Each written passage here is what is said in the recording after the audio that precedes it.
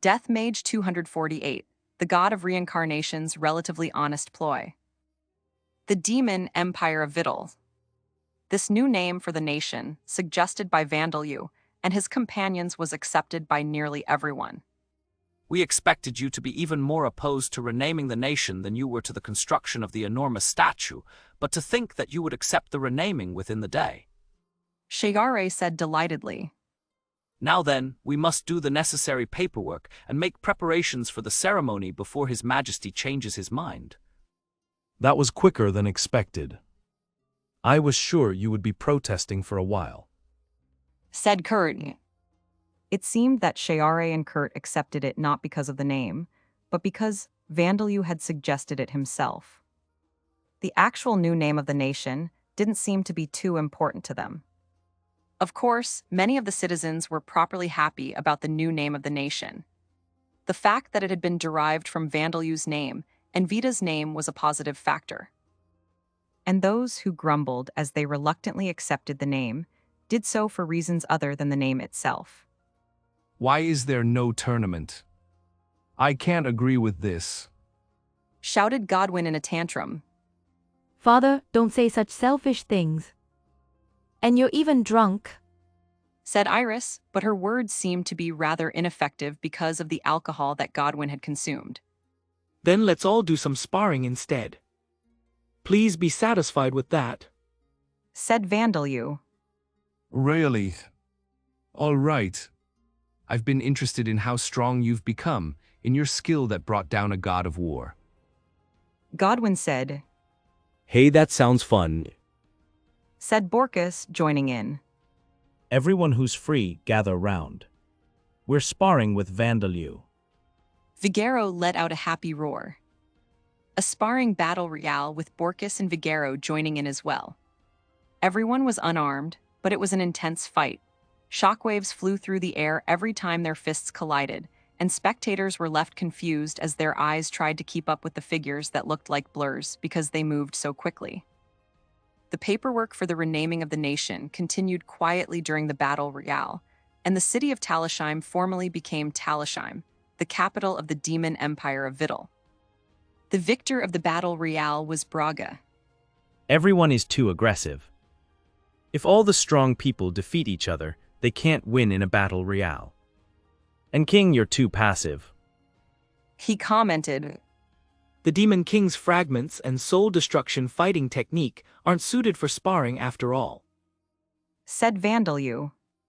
However, the ceremony to commemorate the renaming of the nation would be held on a later day. This was because the parade to celebrate Vandalyu's victory in Morxie had taken place just the previous day, and everyone had expected Vandalyu to resist the nation's renaming for months or years, so no preparations had been done. Thus, it was decided that the ceremony would be held in conjunction with the ceremony to commemorate the completion of the enormous statue. Incidentally, the cola manufacturing golem factory was still in the planning stage. Golems would function as long as they had Vandalyu's mana, but they could not simply be made like machines. After Vandalyu created them, he needed to command them to perform the required tasks and have them trained to become proficient at those tasks. It was a unique problem to Vandalyu's golems, as he created them by having spirits inhabit humanoid-shaped masses of inorganic matter instead of corpses. However, using magic and the help of his spirits, he established a method of creating a cola with sufficiently strong carbonation. Thanks to Kanako's Venus, I understand how carbon dioxide works now, but it takes quite a lot of effort to extract just carbon dioxide, said Vandalyu. Manipulating the liquid with fluid manipulation might be easier, said Orbia.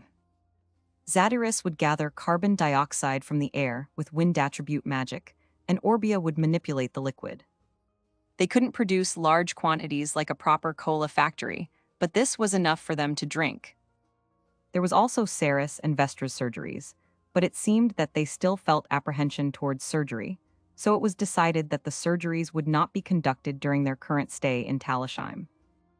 Vandalyu just made note of the extent of their burns and prepared the skin and blood potion that would be used. In the meantime, Saris and Vestra received guidance, not from Belmond, who had already undergone surgery before, but the former pure-breed vampires who were now abyssal pure-breed vampires. Urpel and the others were enthusiastic to convince them that becoming an abyssal vampire was nothing to be scared of, and something that they would never regret, but the other business that needed taking care of was the creation of artifacts bearing spirit clones of the gods, but there wasn't enough time for that, so Vandalyu decided to return to the city of Morksey and make preparations to head to Alcrum, the capital of the Alcrum Duchy. The levels of the strengthened attribute values, ruling and strengthened attribute values, worship skills have increased. You have acquired the strengthened attribute values, Demon Empire of Vittel, skill.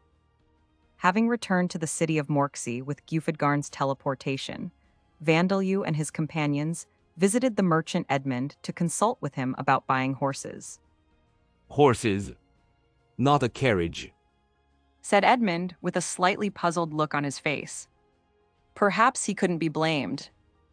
Vandalyu had apparently spent the 2 days after receiving decorations from the Earl holed up in his house to recover from his fatigue, and then he had suddenly come to Edmund to buy horses, which were not a commodity that Edmund was specialized in. Yes, I would like at least 1 horse, but 3 if possible. Of course, I'm not asking you to hand over the horses that are used by your merchant caravan.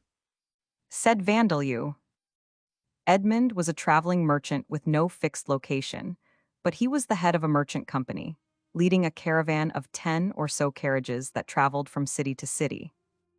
In addition to the horses that pulled the carriages, there were also the horses ridden by the caravan's guards and spare horses as well, so he had several dozen horses in total. However, these were not a commodity that Edmund and his company traded. They were a means of transport that was necessary to conduct their business. That is helpful, but it'll be a matter of luck that determines whether I can prepare horses for you in a matter of days. If you can wait until next month when I move to another city, I should be able to acquire quite a few horses, but it's possible that I'll only be able to get donkeys in the time frame that you need them. Said Edmund. Is there a problem with simply hiring a carriage and a coachman? At the Tamers Guild, there were coachmen that did not have fixed employers. Their carriages were pulled by ordinary horses rather than monsters, but they were powerful and had exceptional stamina, and the coachmen themselves were very skilled.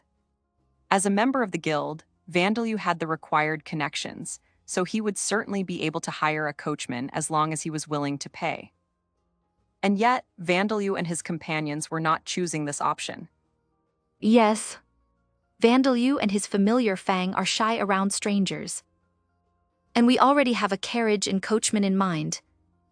Said Darsha with a gentle smile. You are saying that your son is shy around strangers, and you have a carriage and coachman in mind, but no horses.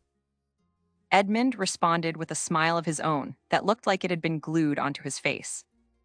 Vandalyu, who was standing next to Darsha, remained expressionless as ever after having explained his request to Edmund in a calm, matter-of-fact tone. Edmund couldn't imagine that he was shy around strangers at all. Yes, we're just lacking horses.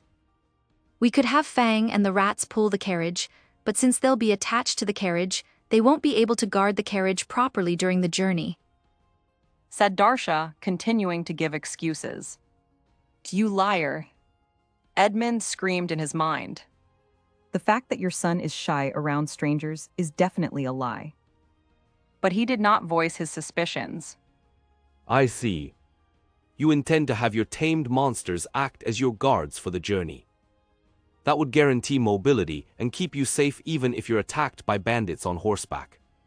He said. Edmund was a merchant, not a journalist in pursuit of profits, not the truth. Prying into the secrets of Vandalyu and his companions would certainly lead to profit. But Edmund was aware that he was not trusted. Forcibly trying to pry into such secrets now would simply result in the end of his interactions with Vandalyu. Secrets were not supposed to be known until a relationship of trust was formed for the secrets to be shared. Edmund told himself this and restrained himself from asking more questions. although the fact that Vandalyu was shy around strangers was actually true. I don't mind using donkeys. As long as they've been trained to pull a wagon, I'm sure the coachman we hired will have no problems in having them work. Said Vandalyu. Naturally, the coachman that Vandalyu and Darsha had in mind was the Dimension Lord Carriage Sam, the undead whose spirit inhabited a carriage. Vandalyu wanted to use Sam as his transport method to go to Alcrum, as he was convenient in various ways. However, there was a big problem with that. Sam's main body was the carriage itself, and the man sitting in the coachman's seat and the 3 horses that pulled the carriage were all a part of him. The man in the coachman's seat had the exact same appearance as Sam did himself when he was alive, except for his skin being paler and his eyes being crimson in color. He would likely be able to pass for an ordinary coachman as long as he wore a hat low over his face. However, it would be more difficult for the horses. The pale horses had blood-crimson eyes, didn't breathe, and gave off no warmth when touched. It would be a big problem if the guards at the gates of the city or the guards at Alcrum noticed that the horses were cold and didn't breathe. Thus, living horses were needed to pretend to be pulling the carriage. Any workhorses or even donkeys would do. As the carriage was Sam's main body, he was able to turn his carriage's wheels on his own, even without anything pulling it. The living animals would be needed simply to put up an ordinary appearance. I don't know how large your carriage is, but wouldn't it be too heavy to be pulled by donkeys? They are more suited for pulling wagons, such as the ones you use to move stock for your business. Edmund pointed out. Indeed, donkeys could not even be used to put up an ordinary appearance. It wasn't difficult to imagine that people would find it strange to see Sam's 3-horse carriage being pulled by donkeys. I shall sell you the spare horses from my caravan. They are just the spares, so rest assured that this will have no impact on my business. Edmund said, Oh my, we can't have you do that. We would feel terrible if some emergency situation happened because you sold us your spare horses. Said Darsha. Do not worry even if something happens. We devote ourselves fully to our customers no matter what, and pride ourselves in doing business without any deceit. Said Edmund. Well, I think it's only been a month since you came to me with that business proposal, you know. Darsha said pointedly. I have turned over a new leaf since that incident. That's good. But we politely declined. It would be terrible if something were to happen after all. Said Darsha, firmly refusing Edmund's sudden offer of his caravan's horses. By offering his own horses, Edmund was aiming to have Vandalyu owe him a favor. The even if something happens scenario he spoke of wasn't referring to something happening to the horses. He meant a scenario where he and his caravan experienced inconvenience due to having given out their spare horses. He most certainly had an ulterior motive in this. He knew that if Vandalyu later learned of any inconvenience caused to the caravan, his personality would not allow him to simply let it go. Darsha-sama is firmly refusing because she has seen through these motives. Explained Chipperez, whose voice couldn't be heard by ordinary people. I see. Vandalyu said with a nod. Merchants sure come up with a lot of ideas, he thought. I don't mind sick, injured, or old horses, so could you please search around? I'll pay healthy horses prices for them. Vandalyu said, joining in on the negotiations. If you are willing to go that far, then of course. Said Edmund, withdrawing his offer of his own horses. But if you really need horses that desperately, you could always take them from bandits, or perhaps you could challenge yourself to tame a horse monster. Edmund-san, we aren't seeing too many bandits around here these days. And there aren't any horse monsters in these parts either. Said Rodriguez, Edmund's former B-class adventurer personal bodyguard, who had remained silent up until this point. Indeed, the safety of the area around the city of Morksey had increased dramatically in recent times, thanks to the activities of Braga and his squad of Black Goblin ninjas, under Vandalyu's instruction. Bandits had not appeared for quite a while. And even if Vandalyu wanted to tame a horse monster, there weren't many horse monsters living in this area. The only ones around were shine horses, cowardly creatures that possessed light attribute mana, with which they blinded threatening predators in order to escape, Now that you mention it, that is true. said Edmund. But a tamer as capable as Vandaloo-san would surely be able to tame one, would he not? No, I think it would be difficult. Tamers are not liked by all monsters after all. They simply tame monsters that they are compatible with and do their best to get along with them. I'm no exception, said Vandaloo. He had encountered shiny horses in devil's nests while hunting for meat for his skewers, but they had been hopelessly poorly compatible with him. There were no signs indicating that he would be able to tame one. I see outstanding tamers are not those who tame many different types of monsters, but those who get along well with the monsters that they are compatible with. That is good to know, said Edmund. Well then, I shall reach out to my acquaintances right away. Please give me a little time. And so, Edmund went around to talk to his acquaintances who ran stores in the city.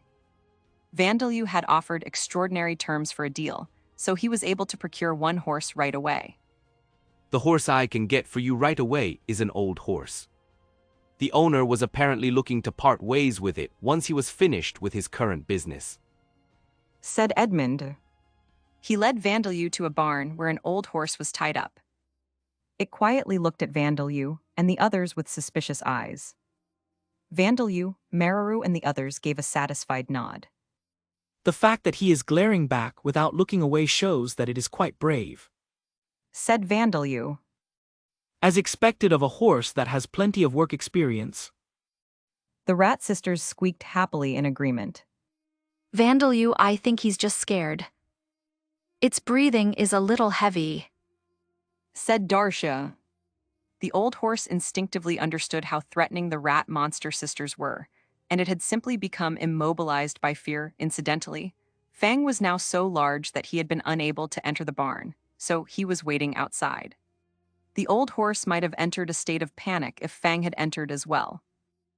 Vandaloo gently reached out towards the old horse. Aw, that's dangerous. He's gonna bite your hand.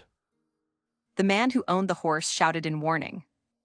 But the old horse, frozen in fear, was entirely incapable of biting Vandaloo's hand.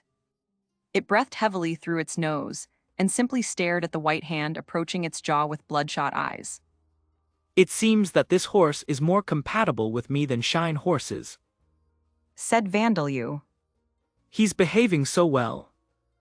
As he petted the old horse, its breathing and gaze calmed down and became more normal. It was as if it had realized its death was certain, and it had given up on life, like the behavior of an animal with its throat was in the jaws of a carnivorous predator. Huh? Was he always such a friendly horse? The owner wondered. Well, if someone's going to buy him, it's a good thing that it's someone he can get along with. By the way, are you really sure you're willing to pay the market price of a young horse for him? As you can see, he's haggard, his fur's coming off in places, and he looks unsightly.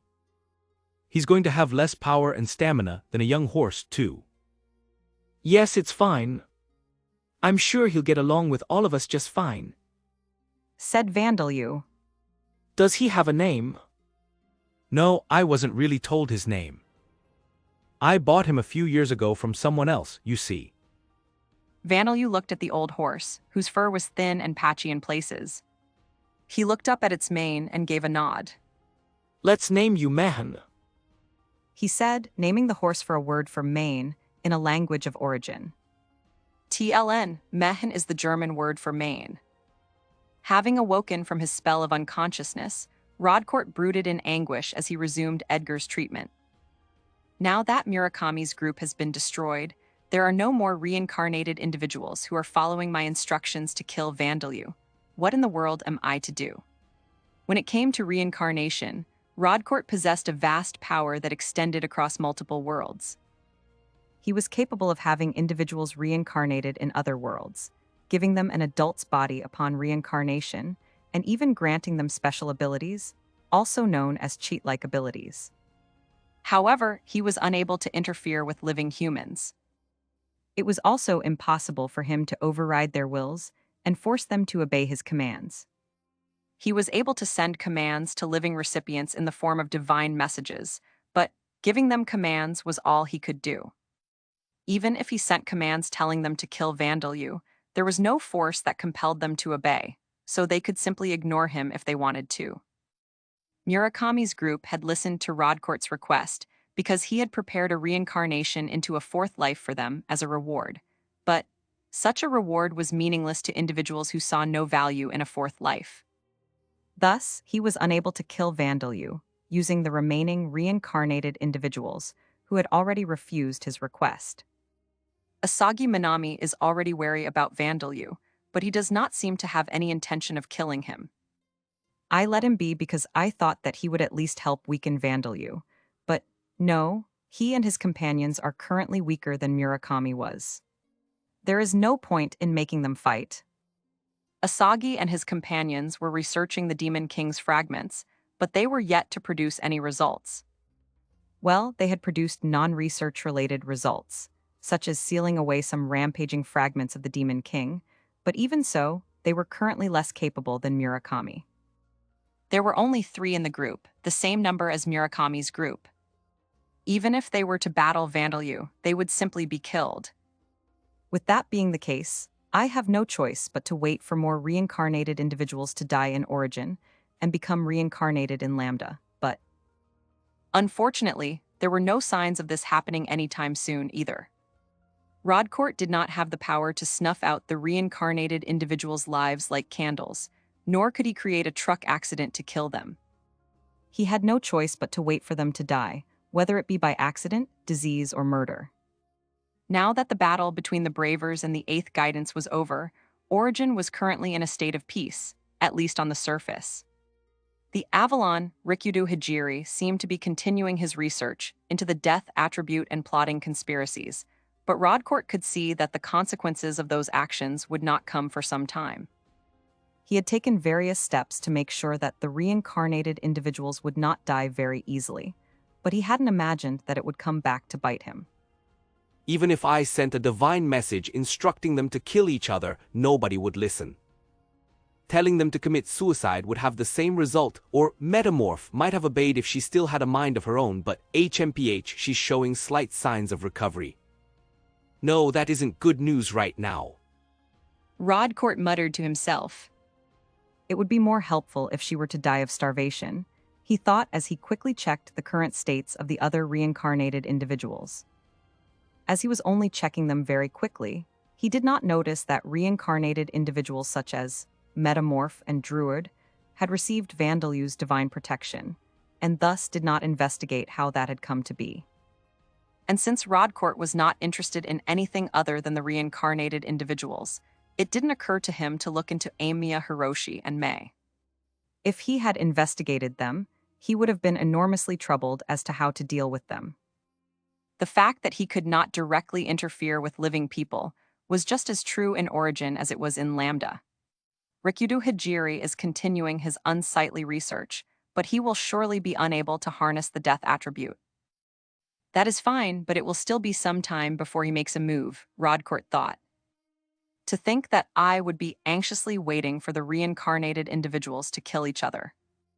Rodcourt would be able to send them a message in the form of a divine message, but none would die after receiving the message saying, "Please die right now." If he were to pretend that his voice was that of an omnipotent god, he might be able to coerce some of them, but he was too ignorant regarding human psychology to do something that clever.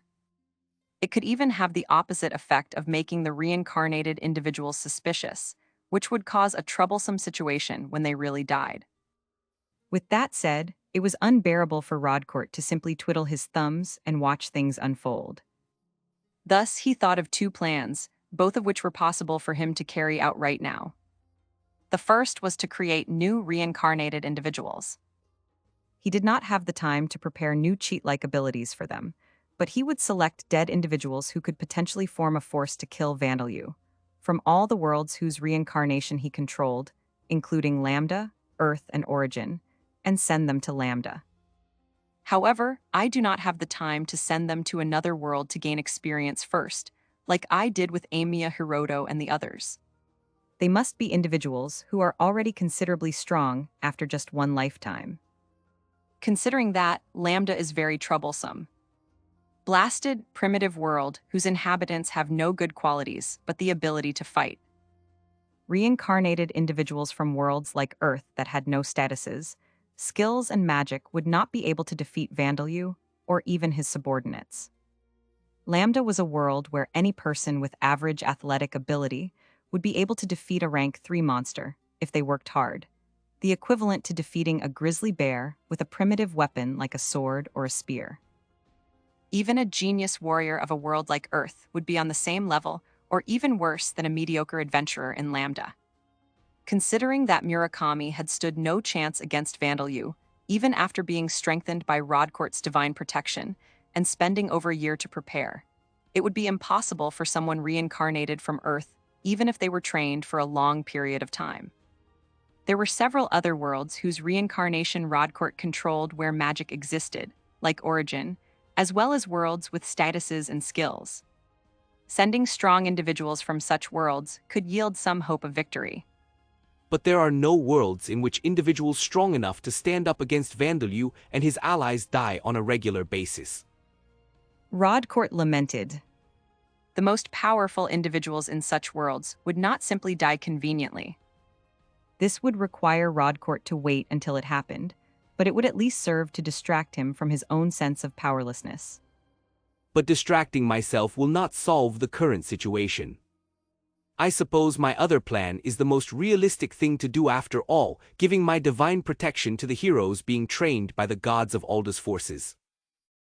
In Lambda, the divine protections of gods had the effect of lowering the hurdle for overcoming periods of time where growth was difficult, otherwise known as walls of growth, thus shortening such periods of time. Rodcourt's divine protection was no exception to that. The heroes being nurtured by the gods of Alda's forces will become even stronger with my divine protection. That will make them owe me a favor, and in the near future, I will be able to request them to give their divine protections to the reincarnated individuals I send to Lambda. Unlike cheat-like abilities, divine protections are simply power given by gods to mortals. I am capable of giving my divine protection to dozens of individuals, though I require some ingenuity to ensure that what happened when Murakami's soul was devoured does not happen again. Rodcourt didn't even want to imagine the worst-case scenario, where Vandalyu devoured the souls of dozens of heroes, but this scenario could not be ruled out. It would be best to grant his divine protections and prepare familiar spirits or spirit clones that would serve to take on the damage that would come about from such events. However, there was a process that he needed to carry out before that. Before I do that, I suppose I must lay the groundwork for granting the heroes my divine protection by making them aware of my existence. Gods possessed the authority to grant divine protections, but they were unable to grant them to people who did not know of their existence. Rodcourt was known to the region in the Boundary Mountain Range, the demon empire of Vital, as an enemy. But he was not known to the people of Lambda's human societies. In order to grant the heroes his divine protection, Rodcourt would need the gods of Alda's forces to inform them of his existence. They might bring up the incident with Hajaminui, but that was the doing of the god of thunderclouds on Alda's side. And even if they do bring it up, I can get away with it by telling them that now is not the time to discuss past events, and we must overcome our differences in principles and work together. I am certain that they are feeling threatened by Vandalyu and desiring power. Rodcourt told himself. All preparations for traveling from the city of Morksey to Alcrum, the capital of the Alcrum Duchy, were complete, except for one.